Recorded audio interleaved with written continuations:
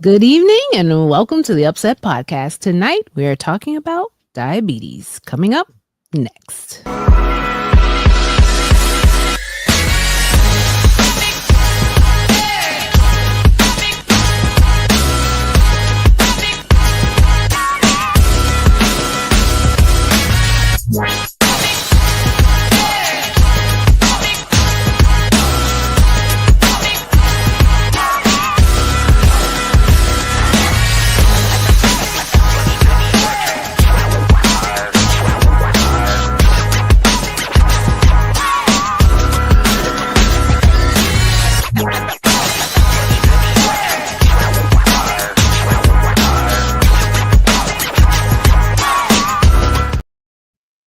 Hey, once again, welcome back to the Upset Podcast. We're so happy that you tuned in on this Sunday evening. And of course, I'm always happy to have these wonderful people with me as well. Hey, guys. Hey, darling. Slim attendance tonight.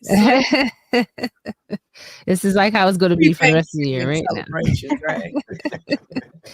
Everybody's getting ready for Thanksgiving. That's what it is, I guess. Yeah. I don't know. And Christmas. And Christmas, right? Hunting down the turkeys this time. Absolutely. The vegetarian turkeys, right?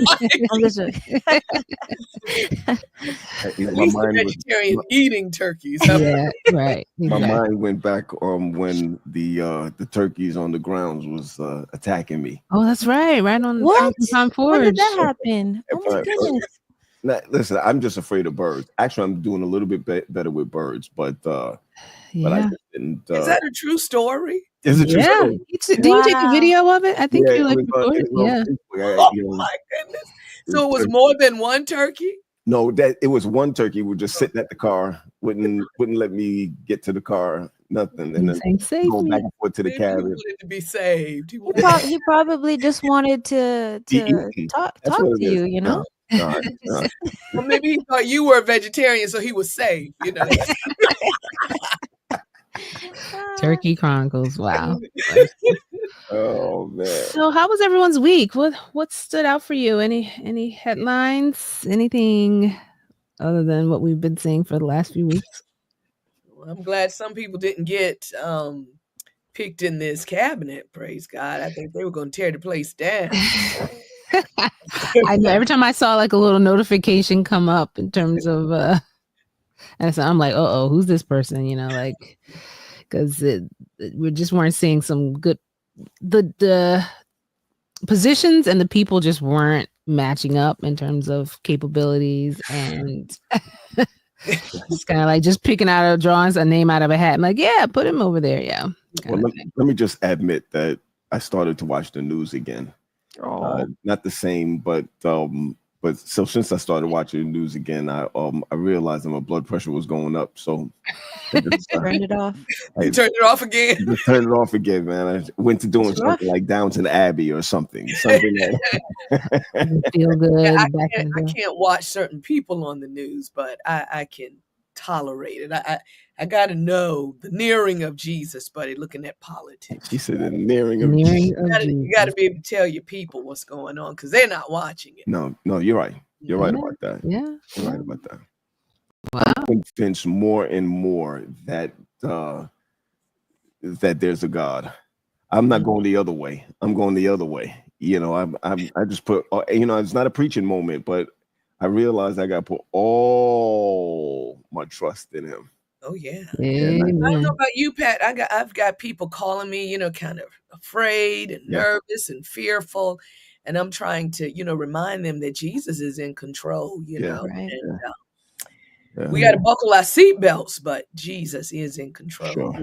Sure is. I don't know if you guys saw, I saw this graphic on social media circulating with these Black women sitting on the top of like a high-rise building, and it has 92%, Yes. and then it has like fire and like the country's going to flames. It was like, and they're sitting up there drinking, I don't know if they're drinking wine. I don't know but in other words, they're like, we did our part. Now sorry, whatever happens, it's kind of that resolve that we did all we could do, and now we just have to watch and see what happens. Okay.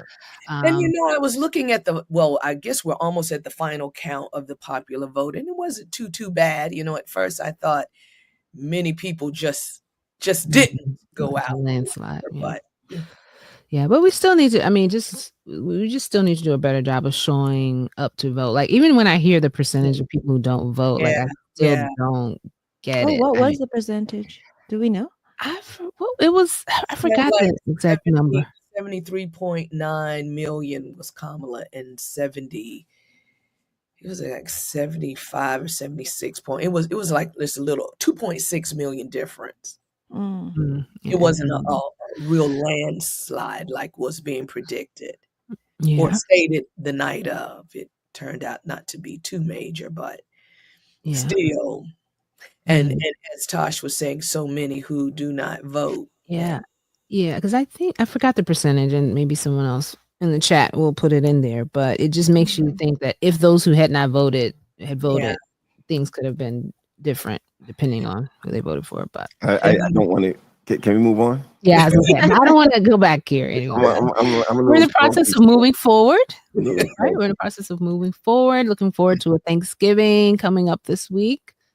I found that Thanksgiving really is a lot of people's favorite holiday, even over Christmas. Really, the most travel, they say the most.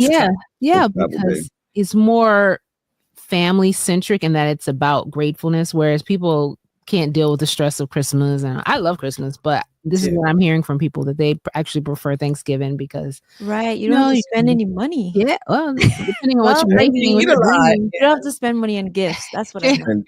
Traveling though, that's traveling. But for Christmas, you have to spend money on gifts and travel. That's what most people stay home for Christmas. Though more people stay home than travel. That's true. For Christmas, because you got your kids and. They will be home to open their stuff. Yeah, so we're hoping everyone has a wonderful, wonderful Thanksgiving.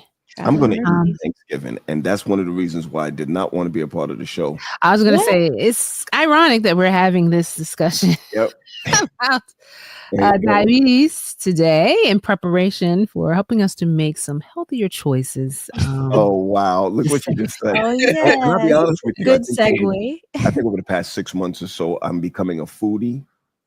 Like I want to try certain things. I want to, even on the vegetarian side, I just, it's still, we still have to be careful, but I'm just saying I'm becoming a foodie and I'm realizing that, I know we're talking about, but things change when you get older.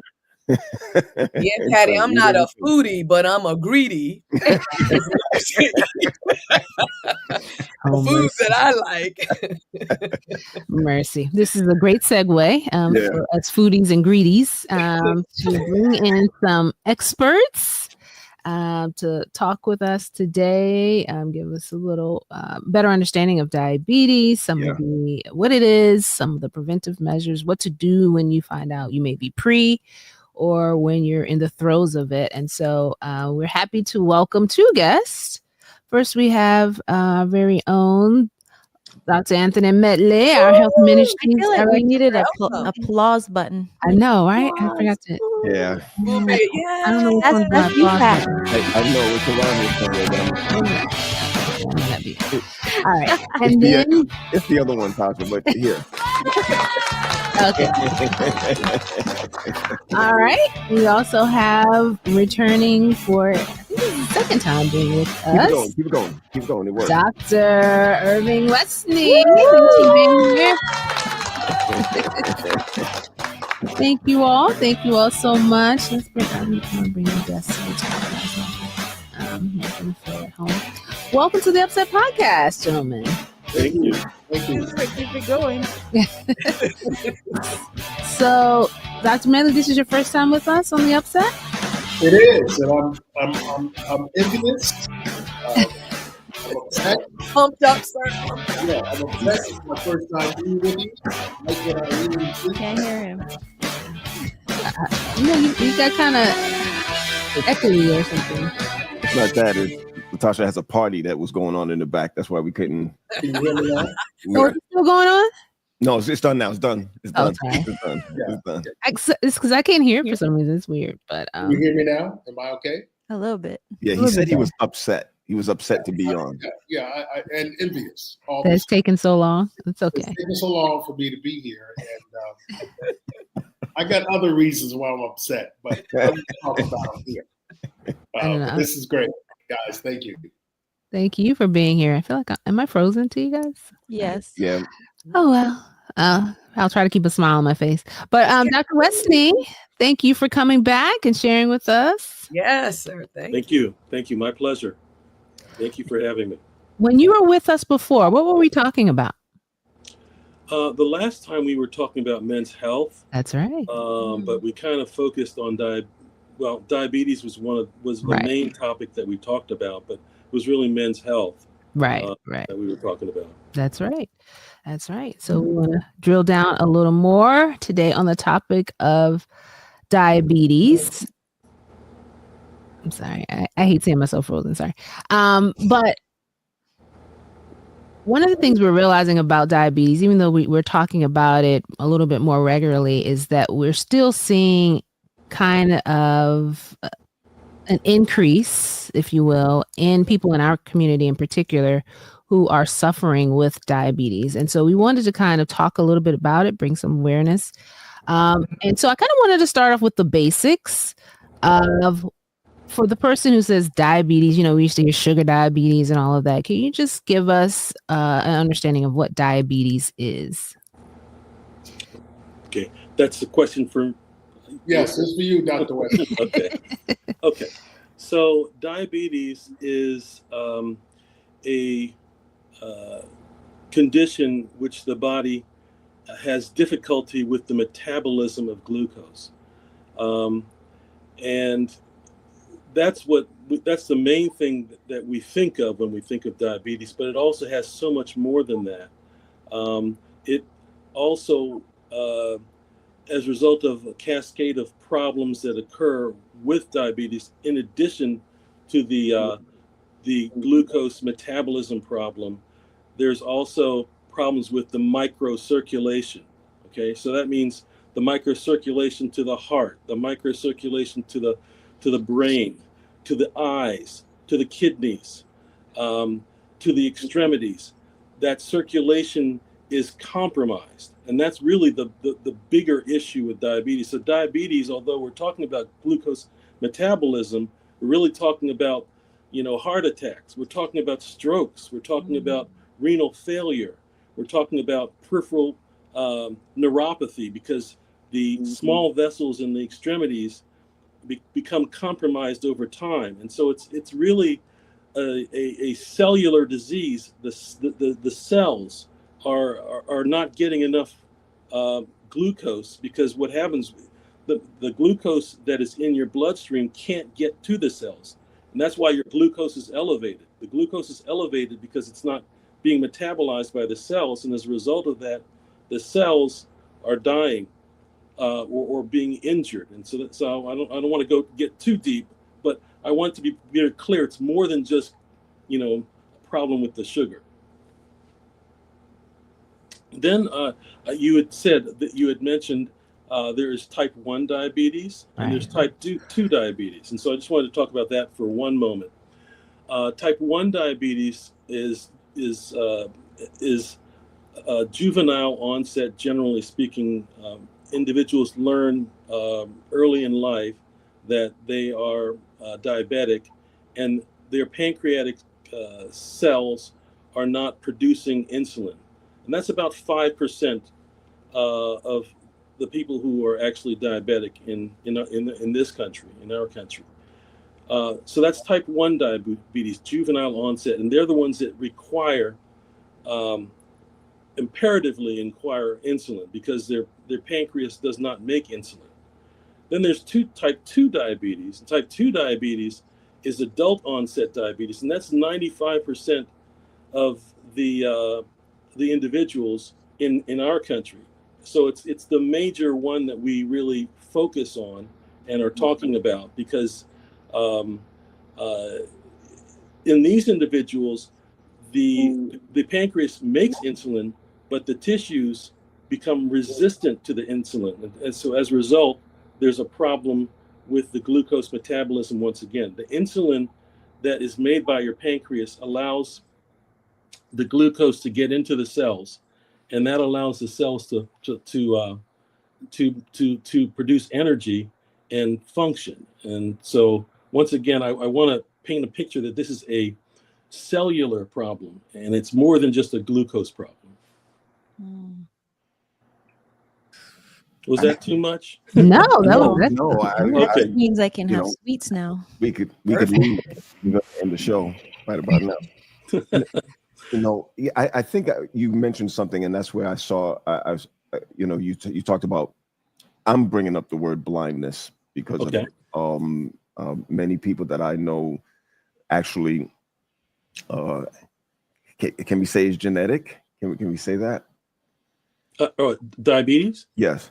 Okay, so the juvenile diabetes is genetic, and actually the adult onset is somewhat genetic, but there's more association with lifestyle, diet, and those type of things. So although there may be a genetic component to adult onset diabetes, it is you have a little bit of ability to decrease your susceptibility to it by lifestyle changes and by monitoring.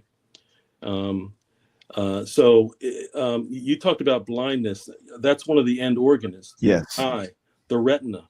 The retina has many small blood vessels in it, and those blood vessels can become occluded, and as a result, you develop problems with the retina, and problems with the circulation to the retina, and as a result of that, and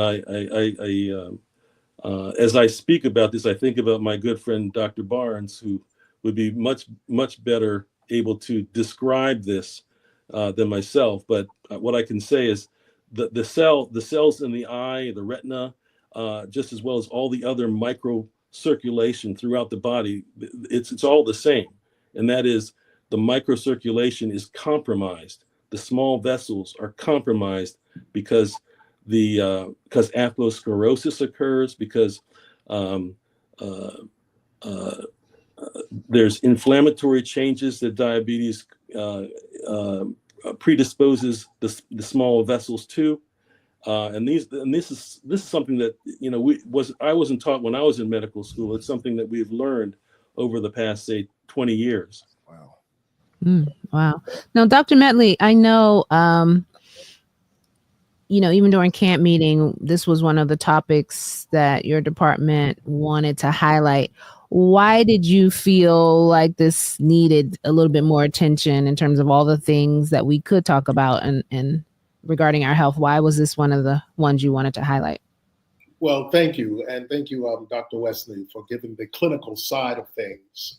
This is a prevalent issue for me. It's a passion for me on the personal level, which I'll talk about later. And also, when you think about our communities, you think about Black and brown communities, all the statistics basically show that we disproportionately have higher percentages of type 2 diabetes than other people groups. And I think that it is important for us to not only highlight this, but as Dr. Westney talked about, a critical reason why this type 2 preventable disease can be turned around has a lot to do with lifestyle. So I look at the lifestyle from a historical perspective. Although the intake of sugar is not a primary source, it's hard to run away from it historically when you think about the impact of slavery and the first plantations that were ever established were sugarcane plantations, and how that started the erosion of Black health that happened throughout the Caribbean, South America, and later also North America. So there is also this whole issue that we have generations of health trauma as it speaks even to the issues of diabetes and lifestyle. If we look at the issue of epigenetics and how that impacts us over the centuries, because lifestyles are often taught and they're carried on from culture, from generation to generation. So we see the continuation of poor lifestyle choices especially in our communities. And as Doc Wesley was talking about, the diabetes also have all the other comorbidities that are associated with it, like obesity, hypertension. He talked about blindness, of course. There is also a big study on, it seems like disproportionately, amputees are more people of color based upon diabetes that could have been treated as opposed to the amputations that have taken place. So I have a whole lot, of course, to say about why this is important to our communities and why we need to take it seriously. So it is a major platform. It is something that I believe that God has entrusted us with a holistic health message. And if anyone should be at the forefront talking about diabetes and managing diabetes or even reversing diabetes, it ought to be people of color and our church. Amen. Amen. Thanks for saying that.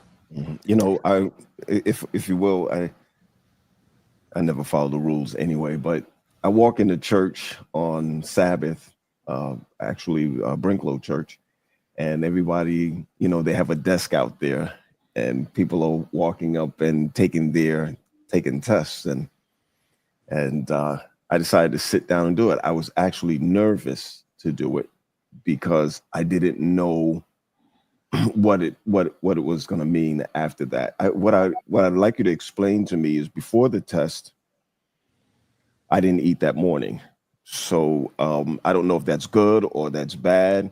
And I don't mind sharing with our listeners what mine was.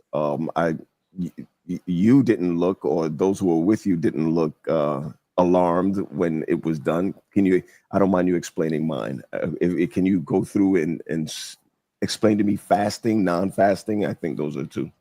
Well, let me just say a couple things. First of all, thank you very much. I believe, as Dr. Medley stated, that it is possible. I believe it is possible to eradicate or significantly decrease the incidence and severity of diabetes, not just in the church, but in our surrounding communities. I believe we have the tools that are necessary now to make that happen.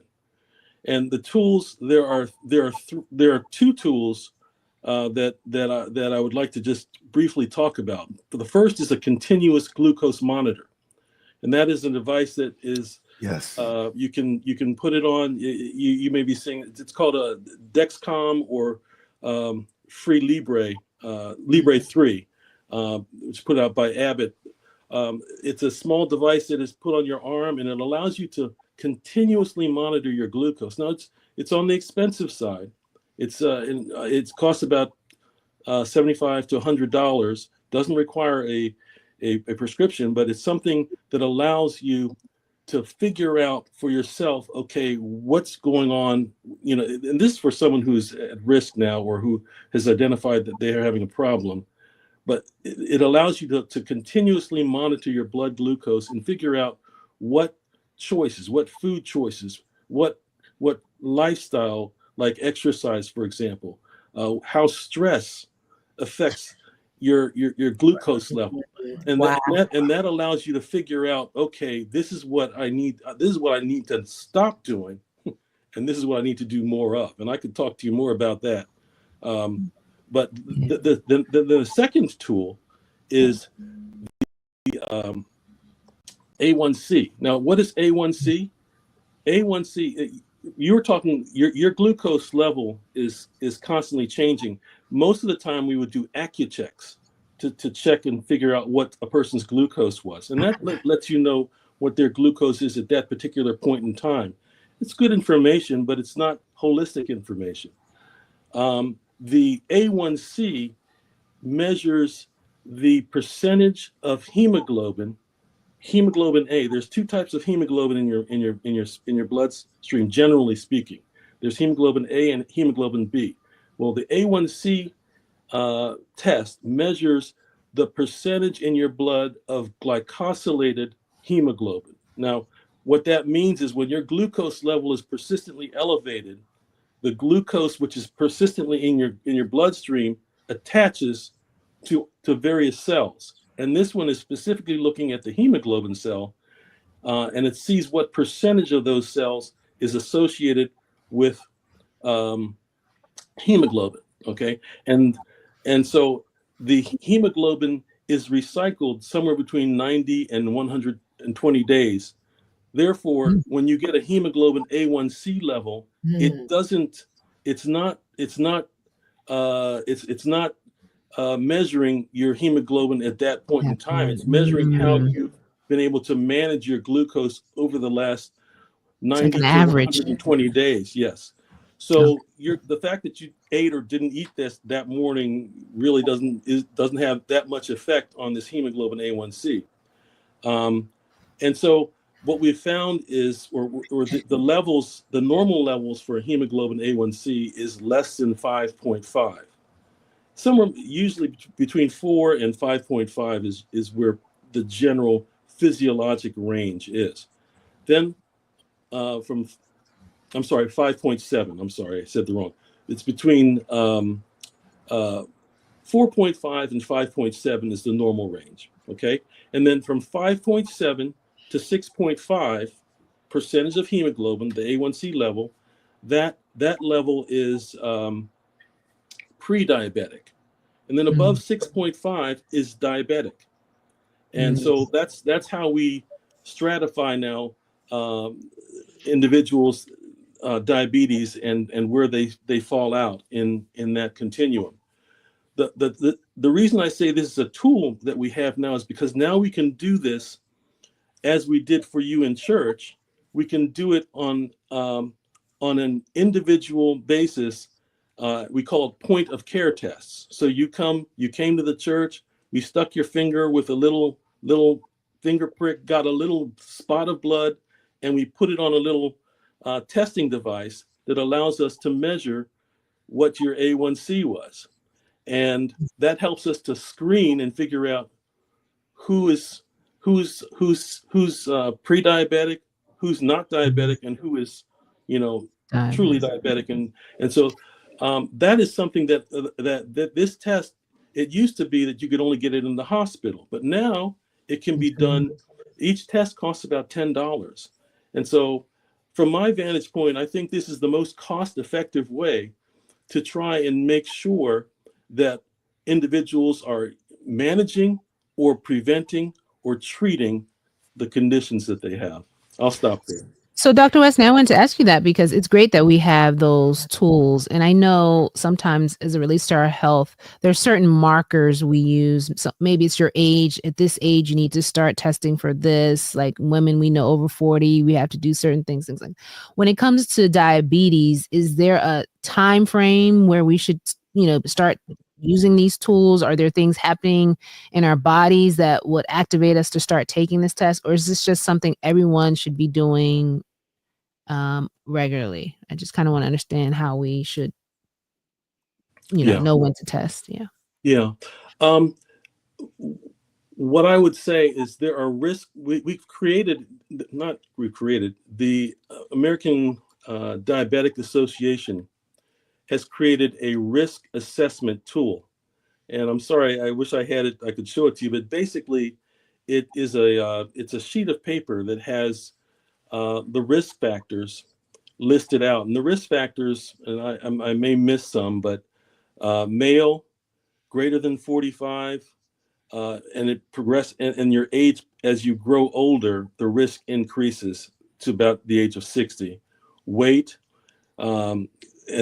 as you get heavier, the risk also increases. People of color, and that would include not just African Americans, but it also includes Hispanics. It includes, I'm sorry, might not have said that. People of Hispanic descent, but also East Pacific individuals and Native Americans. These are all groups that are at increased risk. And so if you have enough of those risk factors, really you should be screened, I believe, say once a year, to make sure that, you are in the normal range. If you're found to be in the pre-diabetic range, I believe you should be screened at least every 3 months. And if you are in the diabetic range, it used to be said it was just every 3 months, but I believe, once again, with the advent of these inexpensive and easily performed tests, that I think it should be done more often. And that's kind of why we're doing it. It's my objective at, not just Sprinkler, but I'm hoping other places too, that we'll be able to do this and offer this service, to other congregations and other communities, because I think it's invaluable. I have relatives who have been struggling with their A1Cs 13, okay, and I just found out as a result of this. I asked my relatives, "How are you doing?" And I found out one of my relatives, his A1C is 13. And so, I said, we've got to work on that. We can talk more about that. Dr. Westney, I have a couple of questions. Can you expound a little bit more on how stress affects diabetes? And then my second question is, I too have tested pre-diabetic, maybe past 3 times. First 2 times were low. This time was a little over 6. And diabetes has been very strong on my mother's side, maternally. I know 4 of her siblings had it, and all 4 of them are deceased now in their 70s. And so when I started testing and my numbers went up, I was very nervous. And so I am determined to lose weight. I don't eat sugary foods, but challenge being a vegetarian, in keeping up with not eating so many carbs, that is very challenging. So my question is, as a pre-diabetic, am I supposed to live like I'm a diabetic, to really watch everything to make sure it doesn't progress and my A1C go down? Okay. Yeah. Thank you for the question. I'm going to address the stress first.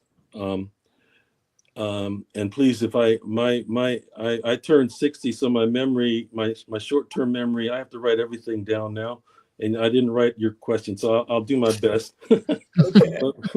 First of all, with the stress, let me just say, I've created a mnemonic for the management of diabetes, and yes, I'm sure maybe I saw it somewhere. I shouldn't say I created it, but I use this mnemonic, and that's MEDS, MEDS, MEDS.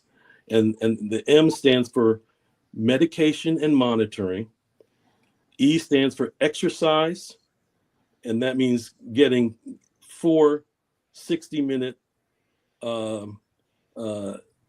at least 4 60-minute sessions per week, at least. 3 is dietary reform. And dietary reform involves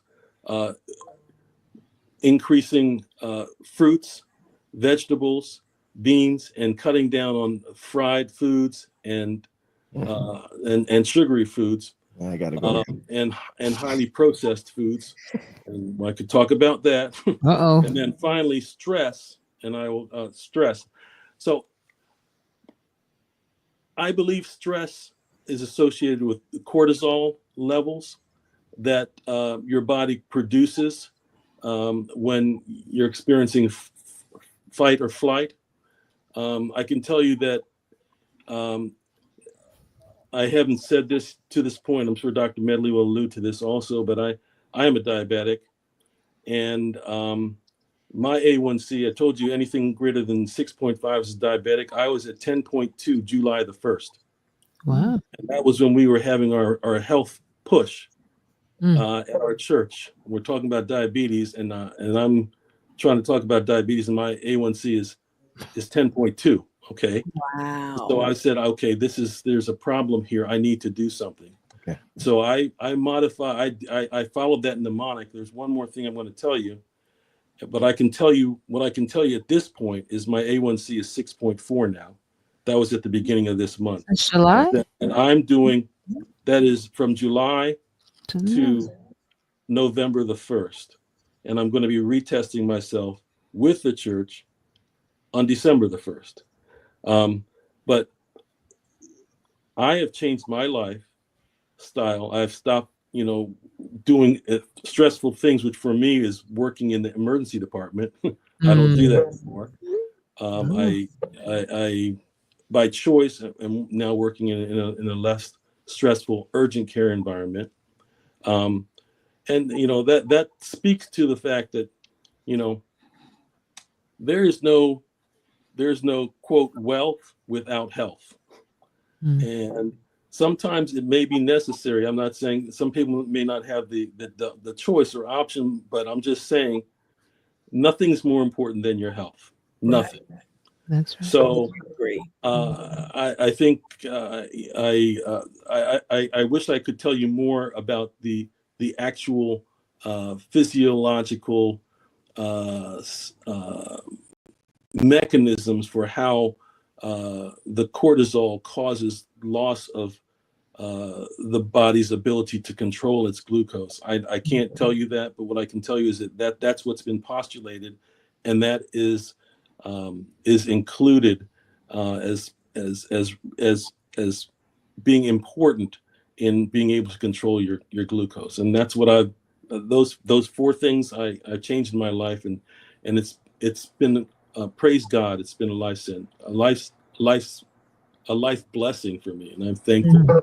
I'm thankful. And I should tell you also that as I say this, it was Dr. Watkins, it was Dr. Barnes, and it was Dr. Cheatham, who are who have helped me through this time. And so, and these are all very very knowledgeable endocrinologists and individuals who have been involved with this struggle against diabetes for many years. Dr. Question, Doctor. I'm sorry, Tosh. Just a follow up with him. With fruits, is there a certain number of fruits to eat a day? I remember my mom, the physicians had told her to eat no more than 2 different fruit a day. Is there a limitation with the natural sugar? I apologize, Pastor, but I got to just say this one thing, Pastor Medley. I believe that the continuous glucose monitor, it really helps you to figure out what works and what doesn't work for you. Your body. Okay? That morning at church, I had I'm talking. Oh no. I guess Satan don't want us to know. What happened that morning at church? What you have? It's a sequel. He's going to come back. I think I'm just going to take him out until he gets back. But I do want to add that regarding fruits, there are really only 2 types of fruit that you really have to watch. That's watermelon and pineapple. They have a high not apples? Yes. I love watermelon. My favorite. But those have the higher index of sugar in them. So really, watermelon? That's probably why I like it so much. All fruits are fine, but those 2 have the higher number of sugar in them. Oh, this is so maybe eat watermelon once a day, not twice. But the other thing is really to talk to a dietitian. You want to know about the intake of fruits, because you hear that also. But of the courses I've taken, it's been identified those 2 fruits are the ones we have to watch out. The ones we love the most, watermelon and pineapple. Yeah. Hello. He's back, guys. What did it end on? Church. What he ate that morning, right? But I'm so sorry. That's sorry about that. But I found my glucose spiked and it stayed up. That Sabbath morning you're talking about. Sabbath morning after eating cinnamon. I probably shouldn't say what it was. It was a processed cinnamon toast crunch. Tell us. It wasn't cinnamon toast crunch. It was cinnamon checks. Okay, it was cinnamon checks. Oh wow, yeah. And it stayed up. Okay, and so I said, I haven't seen it since then. Okay, I can't have that. Okay, and it worries me about if this is happening to me, what's happening to our kids? Fruit Loops. How much of this stuff is our kids eating? Yeah. Okay, and so, but then. Just last night, I was finished the shift and I had a bag of grapes And I was driving, and I had my continuous glucose monitor on, and I ate more grapes than I should have. But I heard grapes is high in sugar too. It didn't spike me at all. Okay, not at all. Not? So I'm not telling you it won't spike anyone else. I'm just telling you it didn't spike me. Right. Okay. So that's why I think the continuous glucose monitor is so important, and that's why I'm mentioning it as a tool. And the A1C is a tool. I'm sorry, Dr. Medley. I wanted to ask Dr. Medley about his experience. I mean, you can share what you're going to, but I want you to talk about your experience as well in terms of with diabetes. Yeah, and I want to be clear that the diabetic information I got about fruit are the two I mentioned.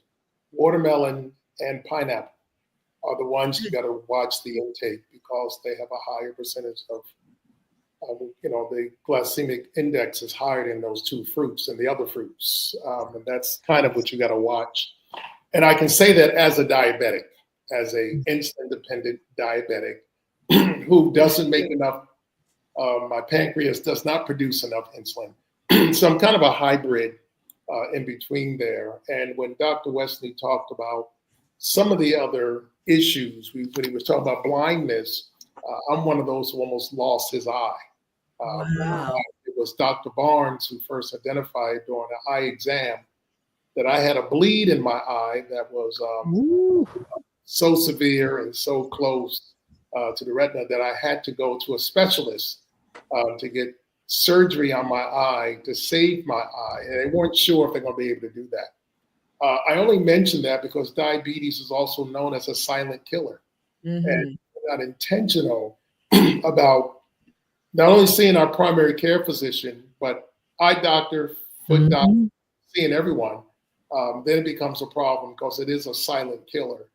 And so I just wanted those who are watching this podcast, if you have not had a complete physical in this year, 2024, you need to prioritize that on so many fronts. So that's critically important and that we do that. I believe in lifestyle management. I've always been an advocate of lifestyle management. Not something I just started, has been a part of what I believe in. And again, I'm going back to this whole historical perspective that I always look at. When I think about back to the sugarcane plantation, there were three things that sugarcane plantations produced: sugar, molasses, and rum. Okay. And I want to talk about the rum component because you know that sugar is an addictive concept all to itself. And we fail to see the addictions of sugar. Why that matters? Because all ultra-processed foods, a number of things we have are also, they have enough sugar in them. So the addictive concept have always been a part of us. Why the rum matters is because when you think about it historically, it's in the rum that would deaden the reality of being enslaved, that our people started drinking rum to forget where they were, to deaden the reality of it. So the addictions of alcohol, the addictions of food, the number of things that we see that we're currently experiencing, it has a historical root with our people. And that's critically important that we understand that. So in lifestyle, even the eating habits, although it's not directly connected just to sugar, but the eating habits, if you think about it, individuals, children, childhood obesity, inactivity, we talked about the stress issues. Do you know how many people in urban America live stressful lives every day? Children, adults, they live in a construct of stress. It's how they manage their daily lives. So we see these higher percentages of diabetes in communities that are highly stressed communities. And then they're without, I'm talking about the other social determinants of health. They don't have, there's food deserts that exist there. They don't have legitimate places to exercise. They don't have safe parks and places to go to. On every corner, there's a fast food place. And if you have limited financial resources, if your babies are crying that they're hungry, you have the option of trying to go to a grocery store that is out of your reach, that you got to catch buses to get to, as opposed to going to McDonald's and spending $5. At least their bellies are full. That's all they're looking at. How can I satisfy my child's hunger today? So there are so many other issues that impact what we see in terms of the issues of diabetes in our communities. And while we have to address, as Dr. Westney was talking about, addressing the care, getting checked regularly, the A1C checks, the things that are taking place in church and community, there are so many other larger issues that impact the health and well-being in Black and brown communities that we equally have to address if we want to eradicate and turn the issues of diabetes around, because they are chronic and they're critically important. And we can't run from, one of the topics we really can't run from is the issue of obesity. Obesity plagues not only the church, it plagues our community. We talk about if for men, if the waist, putting on a belt, if it's over 40 inches, there's a problem with that. And we see that in so many areas. Women, Dr. West is going to tell you what the women's circumference is, but I want to run from the issue of obesity in our communities because it is prevalent. And where you have higher percentages of obesity, you have lower percentages of activity, of exercises that are taking place. You often have individuals who are not diagnosed with diabetics yet. They claim to just have a little sugar. I don't know what a little sugar is, but that's the number we use in our communities. You just have a little sugar. But these are things that we have to address head on. And for individuals, the other thing is for individuals who are in pain, obesity often bring about joint pain. So if I'm hurting, if my feet hurt, my knees and joints hurt, then I'm not going to be active. So the domino effect, domino effect keeps going over and over again. And then we haven't even talked about the emotional impact of diabetes, which is by itself another chronic issue, the mood swings that take place. And if a person is susceptible to depression a lot, if they hear these things, it becomes problematic. They already say they think they're doomed.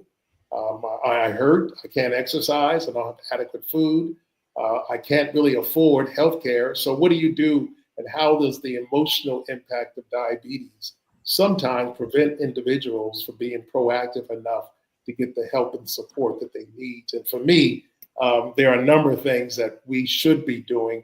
I don't talk about coaching. I talk about partnering with individuals. So, if you have two diabetics who are struggling together, I may be one day ahead of the person behind me, but I'm one day ahead to give help. In other words, I don't have to have it all together to be of support to somebody else who is struggling. I just got to be willing to journey with another diabetic person in the process, and what a difference that can make. And we think that individuals, you have to be a complete overcomer. No, diabetics is a lifestyle. So you have to stay the course. There's no quick fix. You stay the course, and how important that is to journey with people. I'll stop there, Latasha. No, it's fine.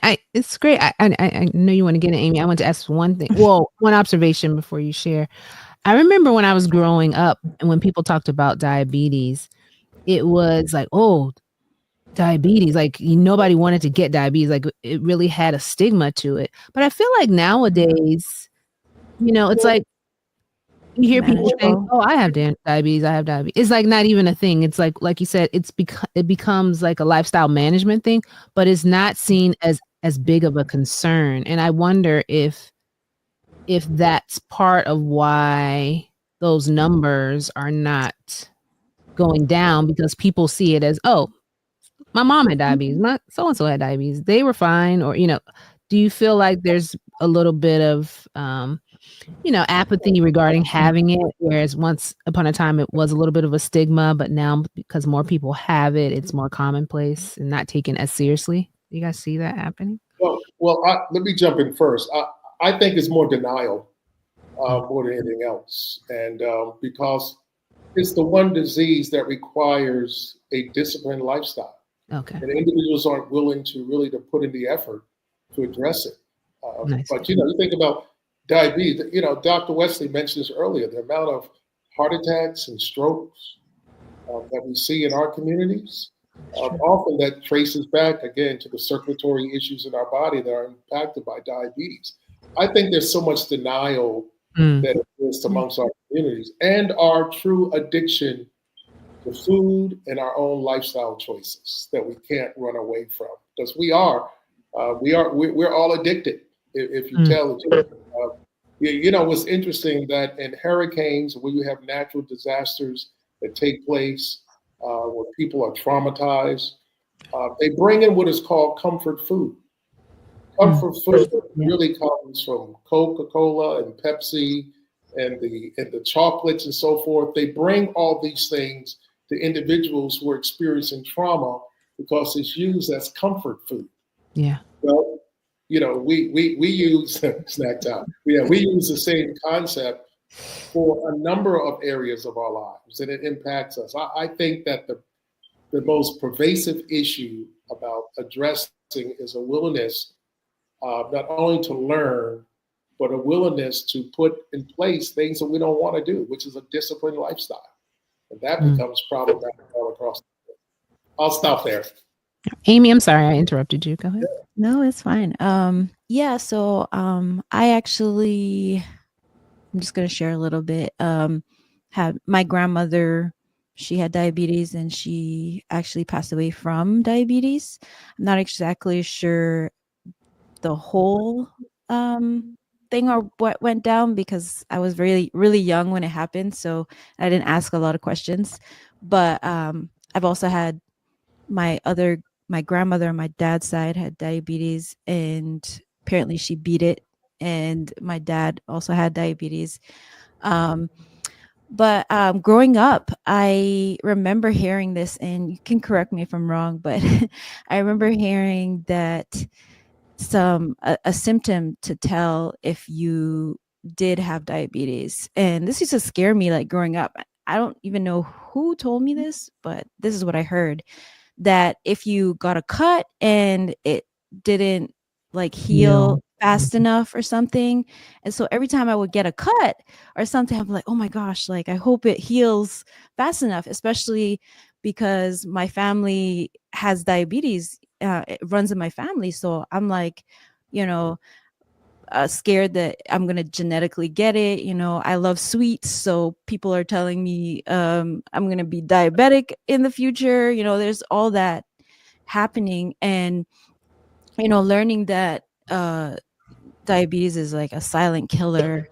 And, some people can be asymptomatic to some of these, to diabetes.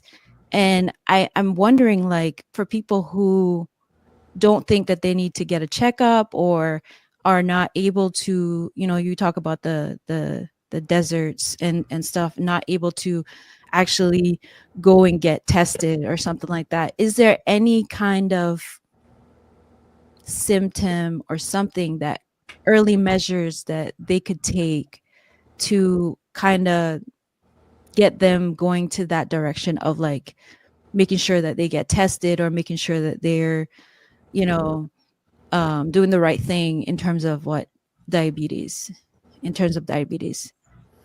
So I'm going to let Doc Westney to answer the issue of cuts and so forth. But yes, for me, the short answer is I think that all of our faith communities, which are really centers of influence, should be intentional about partnering with healthcare resources, hospitals, personnel, and going to communities to begin the process of building those relationships to address individuals in need who don't have the resources or the know-how to get tested, to get information.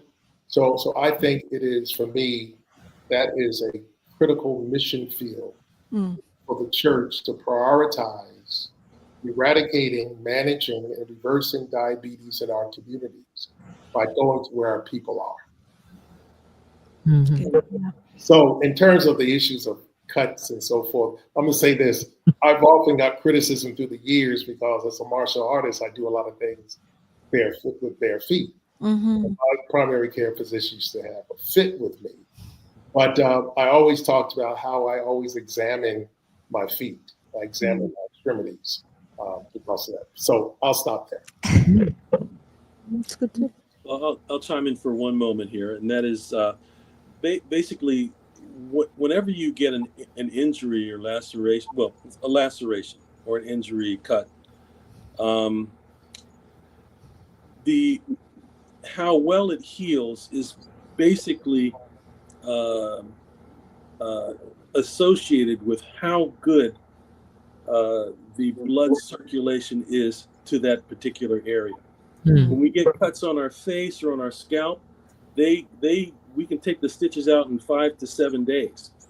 On the distal extremities, it's much longer because the circulation isn't as good. So it's 10 to 14 days for suture removal there. So you can use the same logic as far as, cuts not healing well. Well, we talked about the microcirculation and the fact that, the diabetes affects the microcirculation. And so that's why, in some circumstances, it may take a little bit longer for someone with diabetes for injuries to heal than in other circumstances. So I know we don't have much time, but I kind of wanted to make sure we're hitting home on some of the preventative measures. I love that acronym of MEDS. I think that's important for us to underscore, and also for those of you like Dr. Westney shared that he knew stress was one of the main contributors for him, so he adjusted his schedule in such a way that now he's not in such a high stress situation. Like Dr. Medley, Marlena, those who have had those concern areas, what are some of the things you're doing to manage your for you, Marlena, pre-diabetic, for Dr. Medley, diabetic state? Marlene's mic's on. Yeah, certainly changing my diet. I am addicted to sugar, so I had to go cold turkey with that. As far as sweets and those things, and exercise a lot. I did have the privilege of being seen by Dr. Theodore Watkins, and he's helped me a whole lot, eating a lot of raw vegetables and fruits, and to increase that.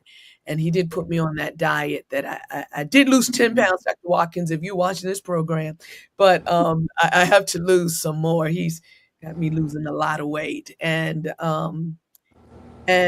I'm very familiar with that stress, and prayerfully in one more semester, some of that stress is going to decrease. So those are the things that I'm doing. But right now, what I really can change is my diet and exercise. So I am doing more of that and being very conscious of, keeping my stress level, trying to sleep more, getting more hours to be helpful.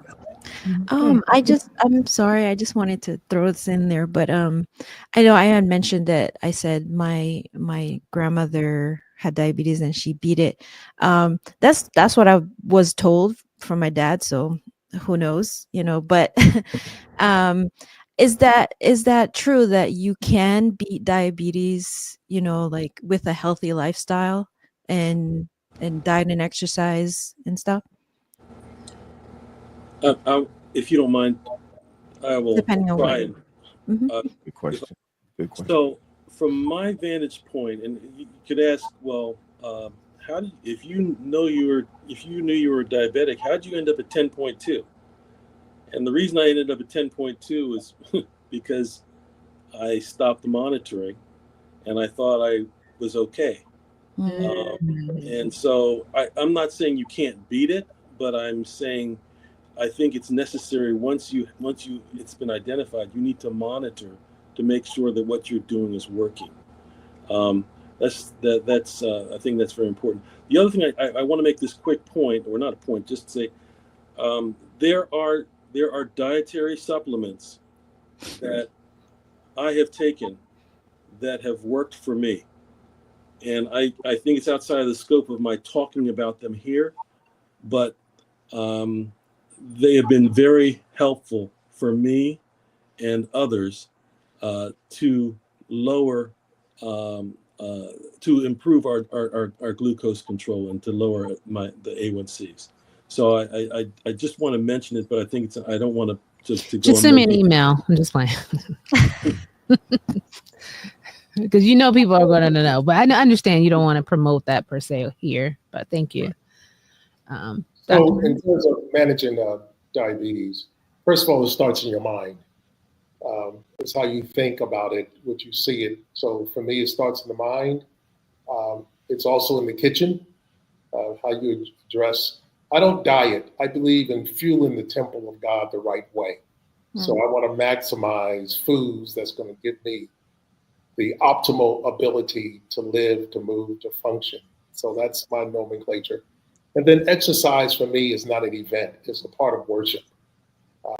Movement, God created us to move. So I see exercise as being a part of what God created me to do.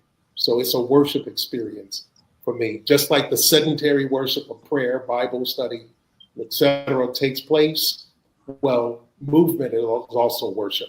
So I treat exercise in the context that God made me to move. And so I continue to move.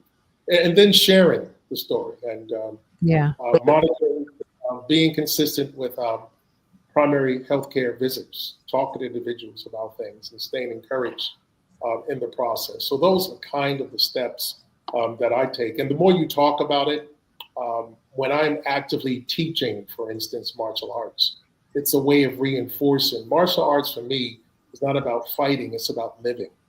And what I do is about living. I'm chasing Moses. Moses lived to 120. The Bible said that his eyesight wasn't dim. He didn't lose his vigor. And I believe that God wants us to live a full life as long as we can. And anything we can do to prevent that from being cut short. God may have a 120-year plan for you, but you only live 70 years because of the choices we have made. So I want to hear the well done, that I have lived my life to the fullest and fulfilled everything God has asked me to do. And if he cuts my life short, it's not because of my choices, it's because of the divine hand. I love that. Yeah. Thank you. Well, we just want to thank both of you for helping us bring awareness to this important topic. November is Diabetes Awareness Month. And so, as you said, Dr. Medley, the more we talk about it and put it before people, share our own stories and experiences, the more we can help our communities make healthier choices. I love that Emmanuel Brinklow was doing those screenings right at the church. That's definitely something we want to encourage our other churches to think about doing, because a lot of it, it's a silent killer because some people aren't aware that they even, have these issues. So let's do our part in making sure we help our communities stay on top of it. And I'm glad that we have this recorded. So all of the tools that you shared with us, we can go back and get that monitor and everything else that we need to stay on top of our health. So thank you all so much. And thank you for those who shared your personal experiences as well. It's so helpful to hear it. All right, guys. It's been another great Sunday with you all. And don't forget deliverance. Oh, yes.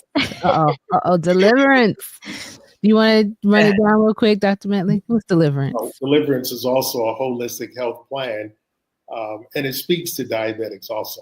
It starts with data, the importance of data. It starts also with the issue of education. We can go on, but the deliverance acronym speaks also to how we can approach all health issues in the church and in our communities. Amen. Thank you. All right. Thank you all. I was just gonna say, I think one thing that I take away from this whole conversation is the mental side of diabetes, because I think I actually haven't heard about that until today. I've heard other things about diabetes and the prevention of it, and your lifestyle and diet and exercise and all that. But I like the fact that keeping your stress down as well, like your stress can affect your diabetes, and that is also important, a factor in there too. Decrease that stress. Yes. Thank you, Amy, for highlighting that. All right, everyone. Thanks again for another helpful conversation. We look forward to seeing our audience back next week. Same time, same place. Have a great week, guys. Stay healthy. Thank you, doctors. Thank you. Dr. Westney, Dr. Medley. Have a great one.